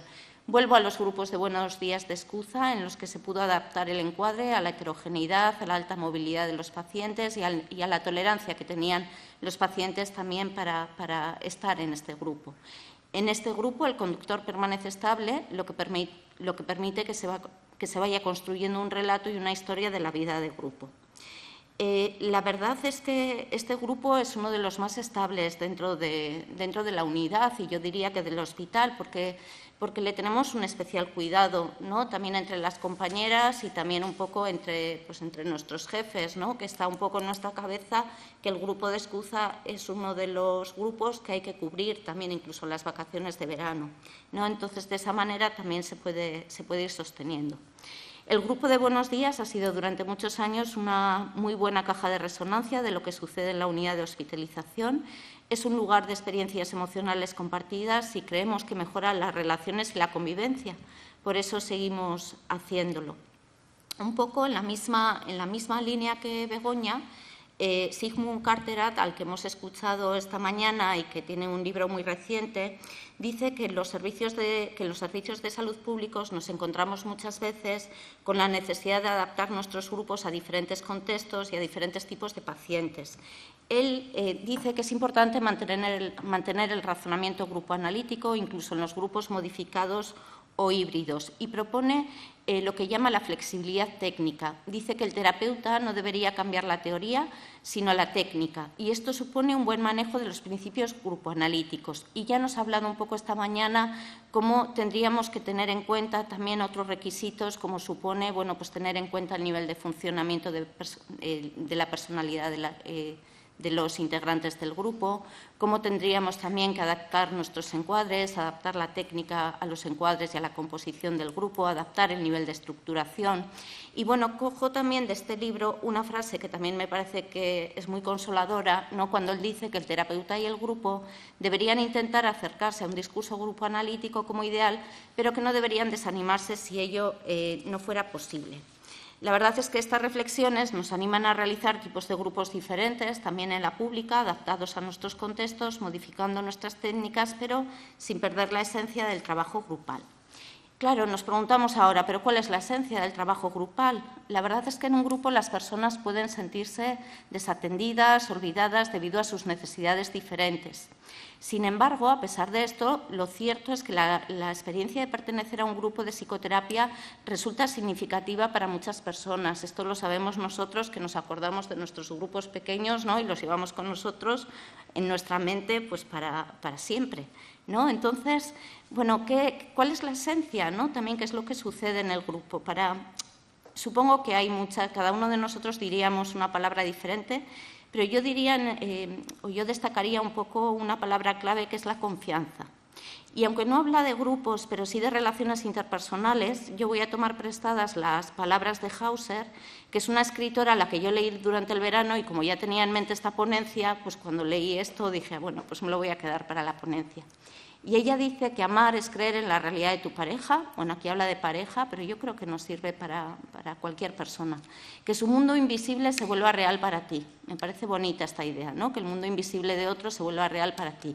Confiar en esa persona. No hace falta creer en lo mismo ni llevar la misma vida para que la confianza sea posible. La diferencia es simplemente humana. Es decir, es aprender que las cosas del otro son reales y son válidas. Y si tenemos esta confianza, pues nos podemos permitir demorarnos y confrontarnos con la tarea propuesta, que puede variar dependiendo del tipo de grupo, pero que siempre conlleva algo de la exploración, del aprendizaje, del conocimiento de uno mismo y de los demás y del compartir.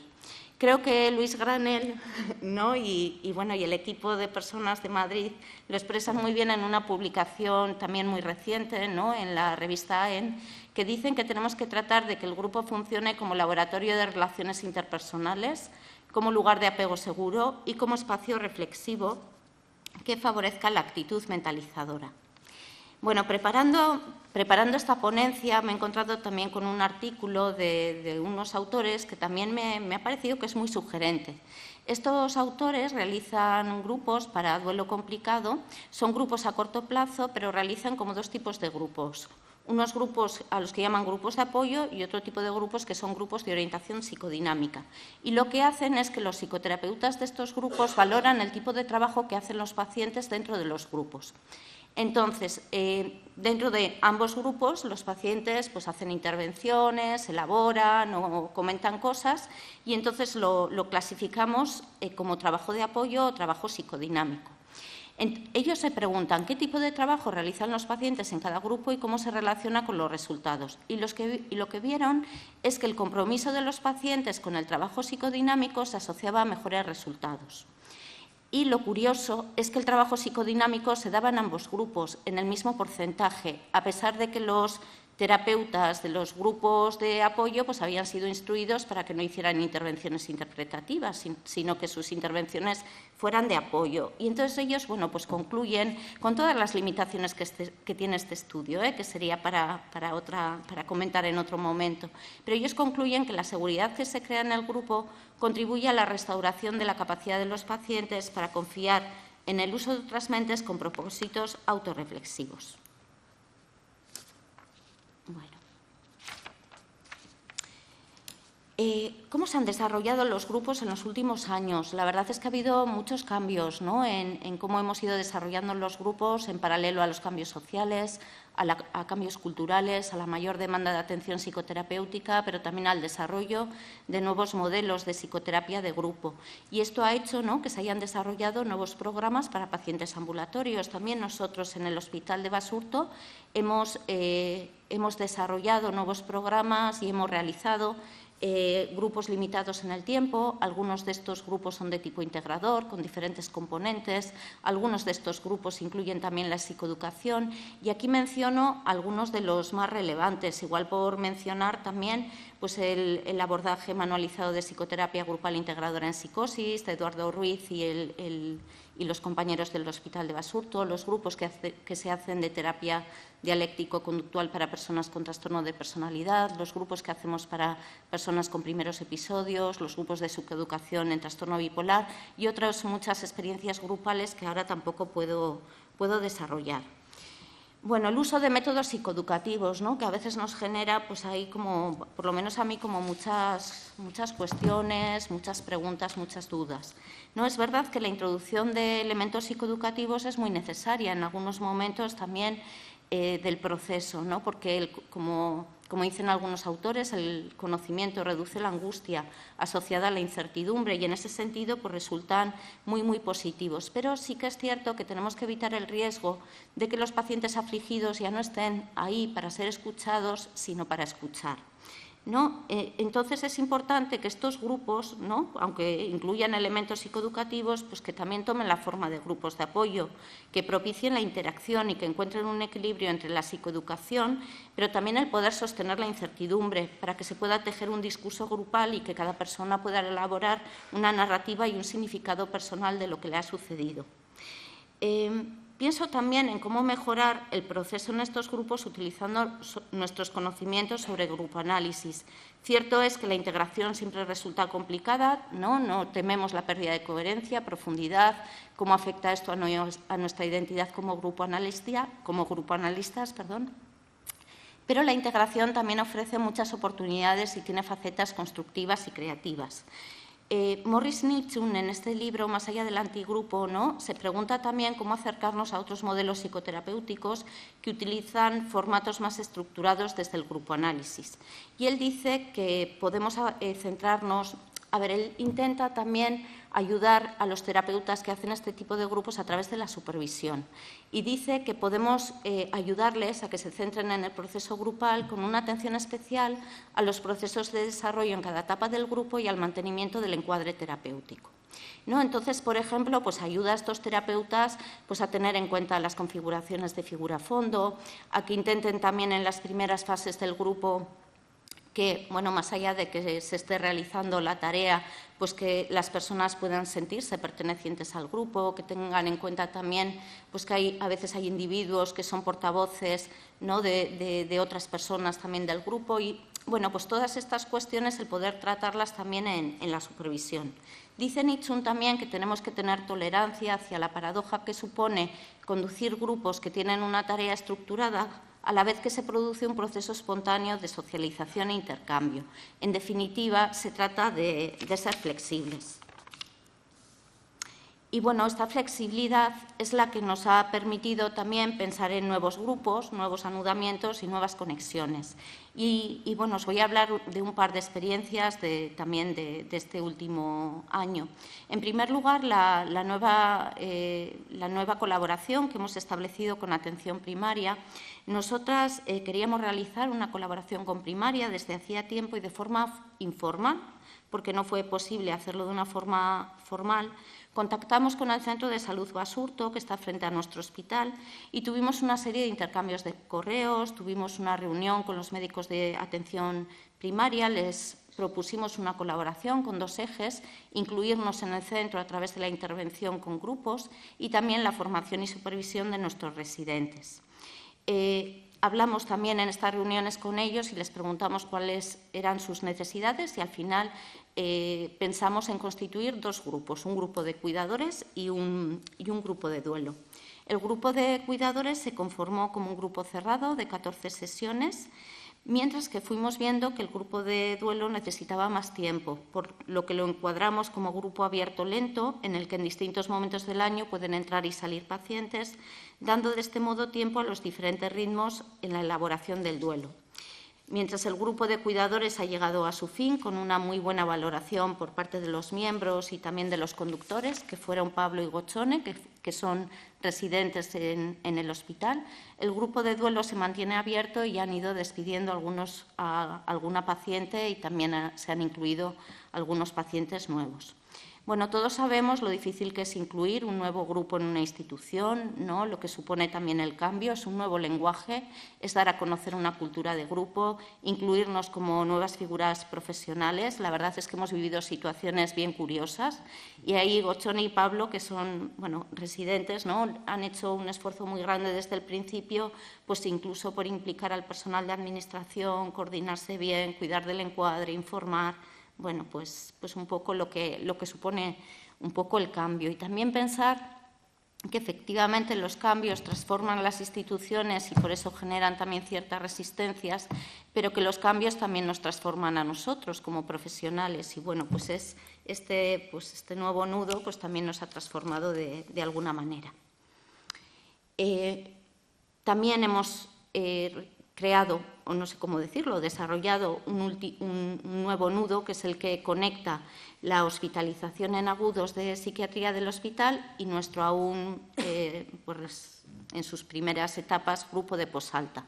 Este es un grupo heterogéneo, abierto y de tiempo limitado, realizado en coterapia, al que se derivan pacientes desde las plantas de hospitalización. Es un grupo semanal, que dura hora y media, orientado a pacientes que están en una situación de vulnerabilidad personal o social, ¿no? Un poco por persistencia de psicopatología, la pérdida de redes sociales de apoyo, etcétera, y que están en proceso de recuperación y que van a necesitar de un tiempo también para incorporarse a sus rutinas habituales o bien carecen de dicha estructura y precisan desarrollarla.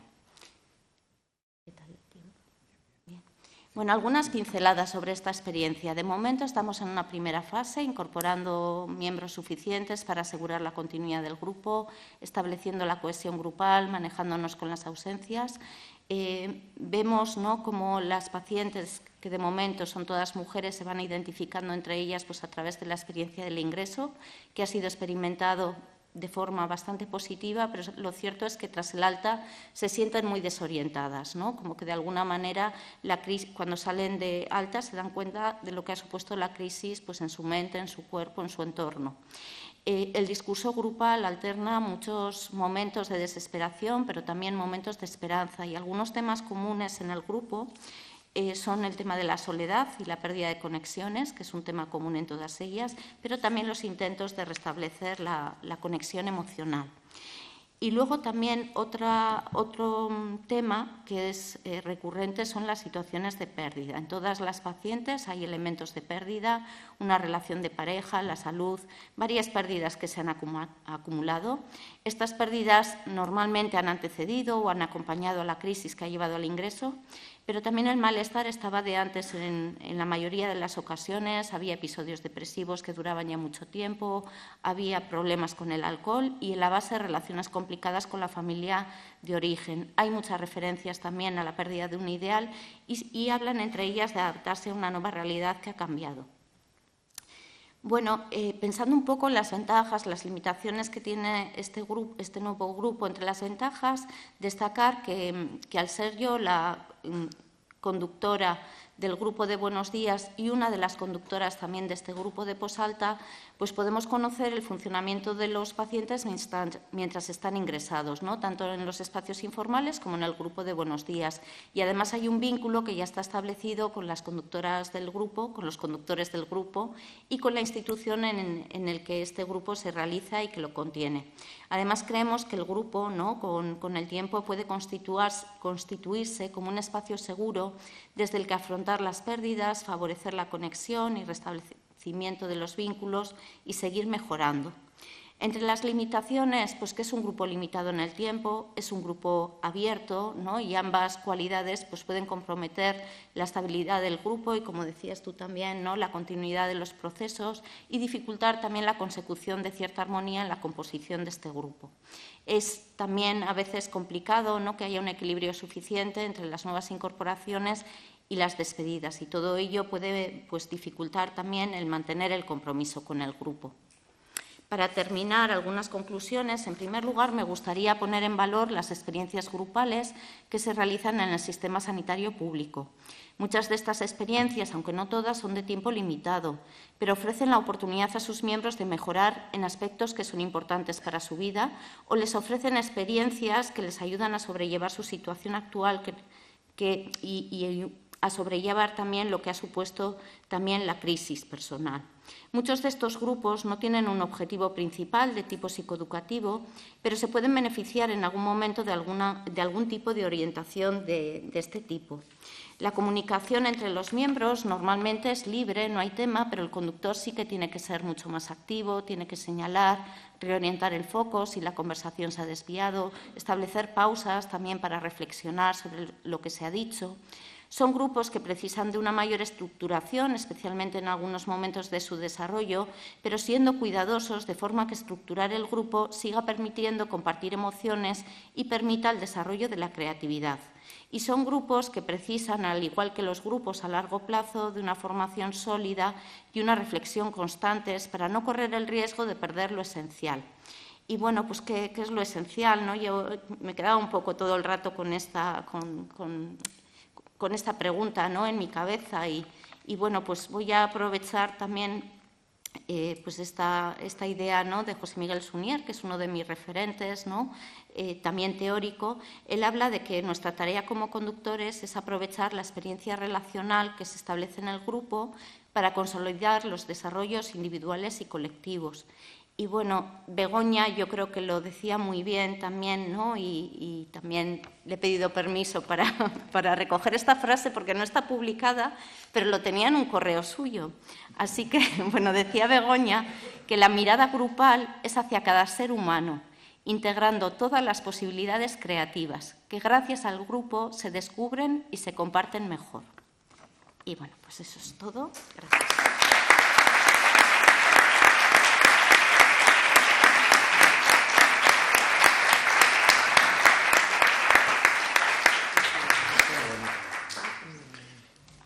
Bueno, pues estas han sido las 3 comunicaciones. Ahora tenemos un tiempo, un cuarto de hora, para reflexiones, preguntas, compartir cualquier cosa. Esti, apego.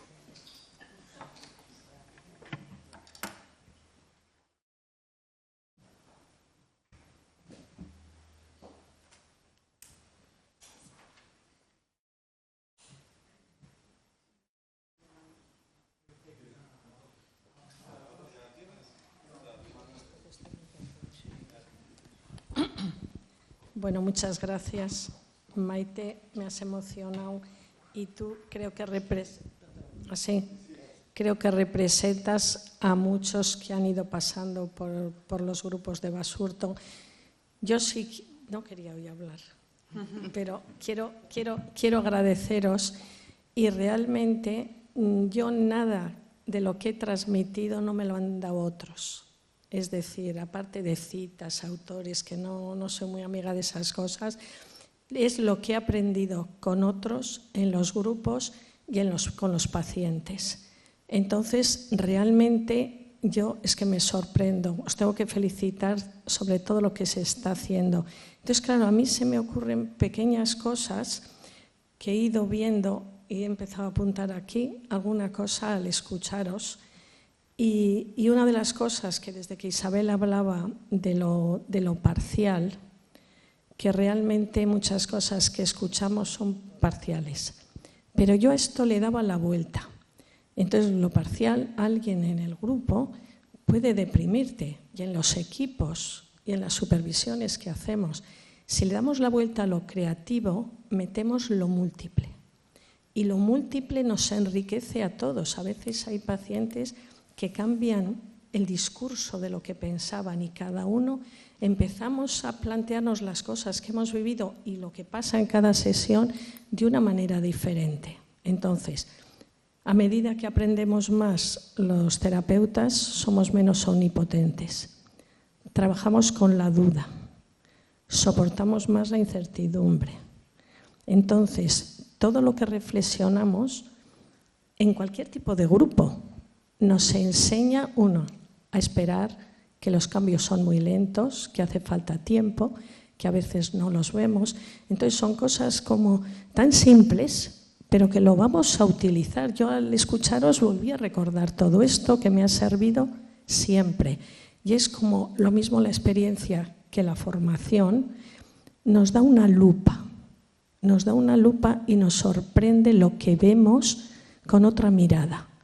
Yo hay cosas que me estaba acordando de una psicóloga que vino, que era ciega, a hacer prácticas y de repente participaba y decía, y le digo, ¿cómo haces esto, Alicia? Dices que no me distraigo viendo. Entonces, que sepamos que cuando escuchamos, las percepciones son múltiples. Yo que quería hacer el grupo bien, yo escuchaba mucho, me quedaba asombrada en un postgrupo cuando decía, oye, Carmen, ¿cuándo ha marchado del grupo? Que no la he visto.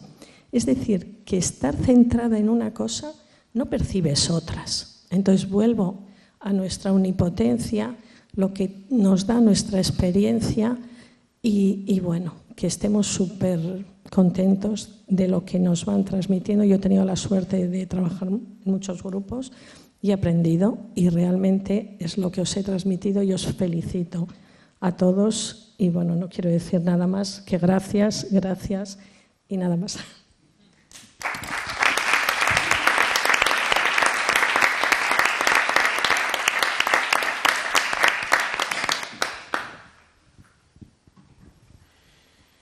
¿Más cuestiones, más preguntas?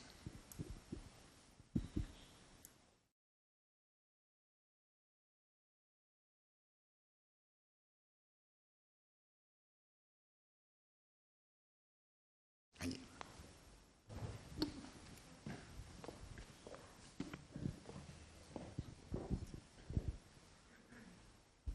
La verdad que no sabía si hablar, pero digo, después de lo que ha presentado Maite, yo creo que poder dar la visión desde el otro lado, desde el lado del residente, ¿no? Y agradecerte pues el esfuerzo, porque yo creo que gracias al esfuerzo tuyo y también de Verónica, pues hemos podido hacer los grupos que has podido presentar. Y me quedaba con un detalle que es que hablabas que en el grupo de Posalta como que la importancia de que pudieran reflexionar en el grupo, y me quedaba ahora pensando y la importancia también del posgrupo, ¿no? De poder reflexionar después junto a ti y que, bueno, poder decirlo aquí en público, que ha sido muy formativo, ¿no? Y eso.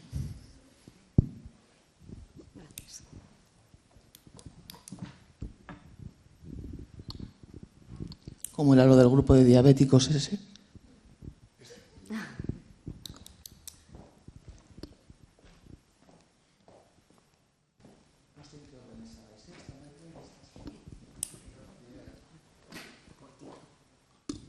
Sí, bueno, es que se me ocurren muchas cosas porque me lleva a distintos...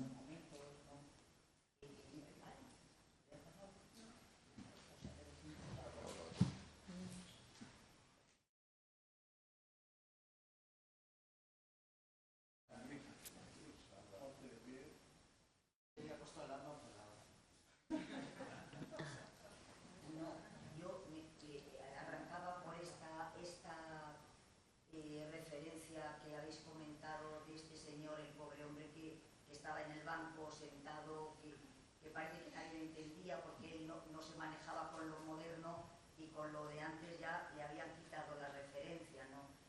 Y cómo es verdad que a ver, hablo de lo que en los encuentros, ¿verdad?, facilitan como que uno se sienta entendido, ¿no?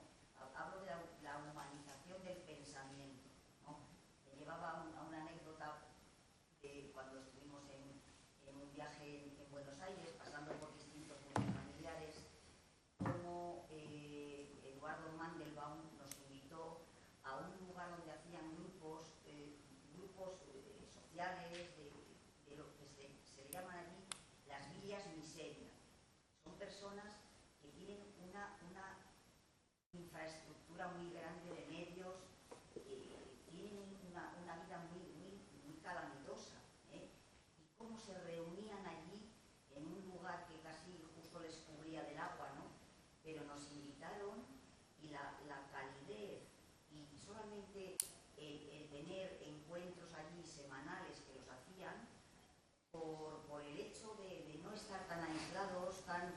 están solos en su sufrimiento y no pretendían que nadie les curase de nada, ni que les liberase de nada, pero no sentirse solos en esa sensación de miseria.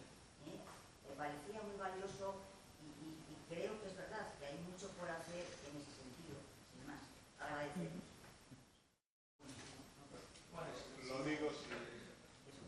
Bueno, lo mío era un poco en parte reflexión, ¿no? Porque yo os estaba escuchando, entonces me llamaba mucho la atención, ¿no? Cómo estáis planteando un montón de intervenciones grupales, tremendamente creativas, muy bien teorizadas, muy bien pensadas, ¿no? Y también me sorprendía, ¿no?, que las presentabais con cierta humildad, ¿no?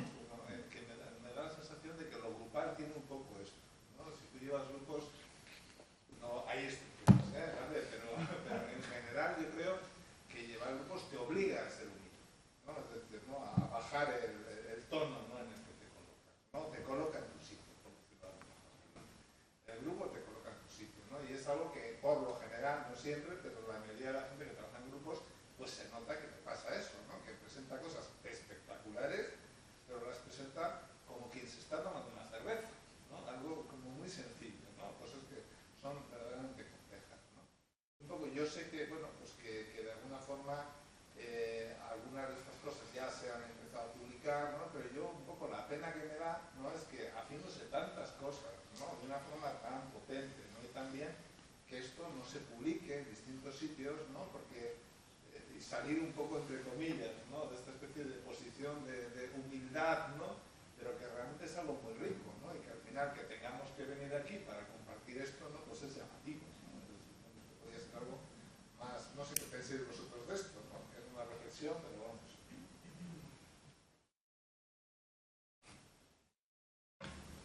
Yo creo que incluso se puede publicar con humildad, quiero decir. Sí. O sea, que sí, que te doy la razón y que me parece importante, además, estoy totalmente de acuerdo. Yo al terminar la presentación ponía que en un grupo tendente a ser mediano y grande coexiste el sufrimiento de los miembros con las incertidumbres y las inseguridades de los conductores, ¿no?, y de los convocantes que montan el grupo. Y me parece que esa última parte no se puede quedar fuera, porque es lo que nos humaniza también y lo que nos permite conectarnos, más allá de tener que cuidar nuestra posición como convocantes y como conductores, ¿no? Y creo que desde ahí también se puede publicar, ¿no? O sea, que me parece que... Y estoy totalmente de acuerdo que bueno, que tenemos que enseñar más lo que hacemos, porque también es un aprendizaje. Y además cuando publicas piensas un poco en lo que has hecho y en cómo lo puedes hacer mejor, ¿no? El escribir, a mí el preparar esto también me ha hecho pensar mucho en cómo mejorar las cosas del grupo también. Así que, de acuerdo, Eduardo. Pero debe haber algún problema más que la humildad, ¿no? Porque todavía, yo sé que en últimas jornadas de APA en Lequeitio, que también se quieren publicar y cuesta un montón, yo sé que a la organización le está costando un montón recopilar las comunicaciones de los ponentes. Entonces, aparte de la humildad, debe haber alguna otra cosa, pero no voy a entrar en eso. Lo que quería felicitar a los tres. Y algo que habéis, creo que es el Maite, ¿no?, que has hablado de grupos psicoeducativos. Y yo no sé si realmente los grupos psicoeducativos existen. Porque la experiencia me dice que cuando quieres hacer un grupo psicoeducativo, te lo llevas todo preparado, mascado, y el grupo va por otro terreno, ¿no? Y rápidamente ocurre. Entonces, yo no sé si alguien sin ningún tipo de experiencia quizás podrá hacer un grupo psicoeducativo. Pero si tienes una mínima formación, en cuanto pones un sitio y lo propones allí,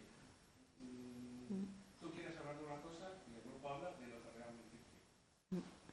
Sí, la verdad que estoy de acuerdo contigo. Y esta mañana me ha gustado mucho la ponencia de Ainara, ¿no?, que lo ha recogido muy bien cuando ha dicho, bueno, los grupos con formación, creo que decía, grupo analítica y grupos sin formación, porque efectivamente si quieres hacer una clase, pues igual puedes hacer una clase ¿no? Y no sé si los pacientes van a seguir yendo, pero nosotras también, pues yo que sé, hemos hecho pues, el grupo que tienen componentes psicoeducativos, no es un grupo psicoeducativo, bueno, hicimos un grupo de trastorno afectivo bipolar que era psicoeducativo, pero es que eran 20 sesiones, es que 20 sesiones, un grupo psicoeducativo, o sea, al final sí que es verdad que tenía un componente importante, ¿no? También de tipo psicoeducativo, pero tenía un componente también interpersonal importante, de poder hablar de un montón de cosas, lo que podía suponer también pues ese diagnóstico un poco en la forma en la que se relacionaban con otros, en las relaciones con la familia, cuestiones de estigma, yo qué sé.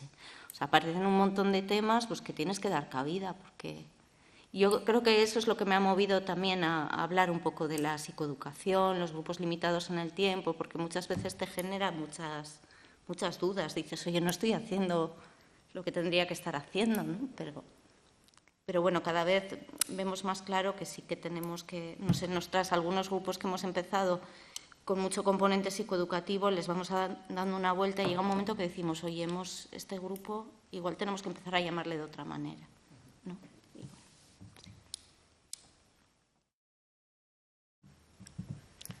Yo sí tengo más que una pregunta, una curiosidad, ¿no? Y es, claro, para desarrollar el proyecto en el que estáis, ¿no? Tenéis que hablar con alguien de atención primaria, de servicios sociales o con otros profesionales para explicarles, ¿no? Lo que estáis haciendo, lo que queréis hacer. Tengo la curiosidad de cómo reaccionan. Es decir, lo miran con escepticismo, lo acogen con esperanza, con ilusión, con desconfianza.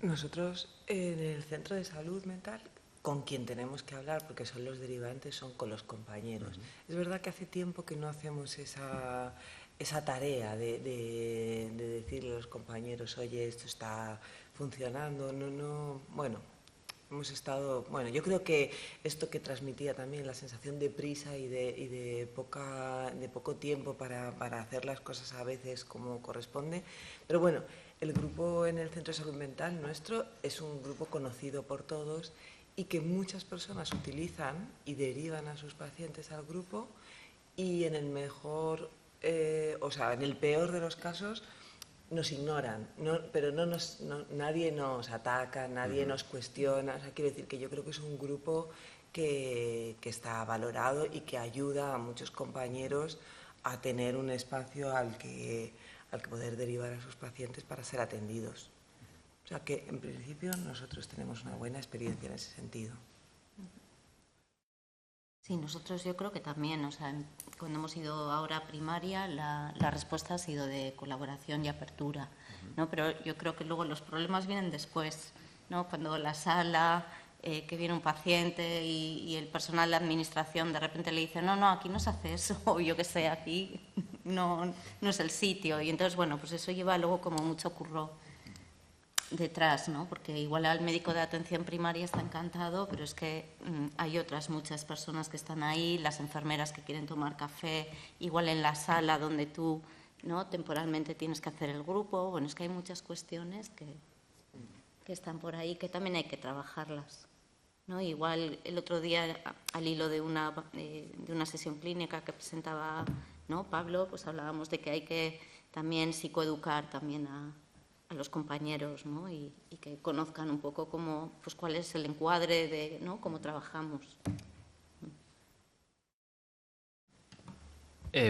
Yo a veces sí que me siento un poco pesado con esto de intentar convocar reuniones con primaria, con los centros de salud y servicios sociales, porque es como a veces siento un poco que cuando los profesionales están en el fragor del curro, el decirles que ahora vamos a reunirnos y vamos a hablar, siempre cuesta hacer esos espacios.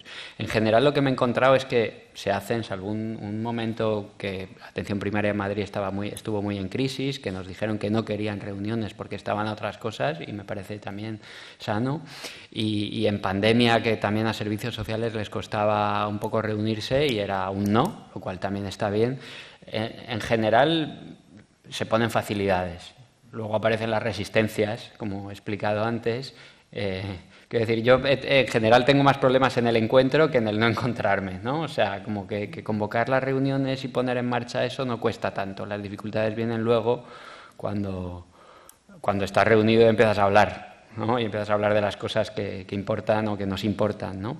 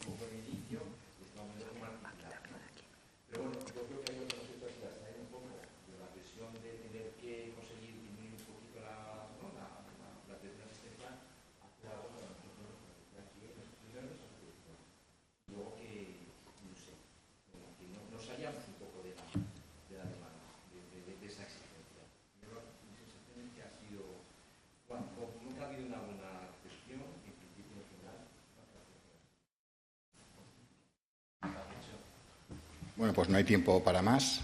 agradecer a Luis, a Maite, a Isabel la comunicación y hay que parar.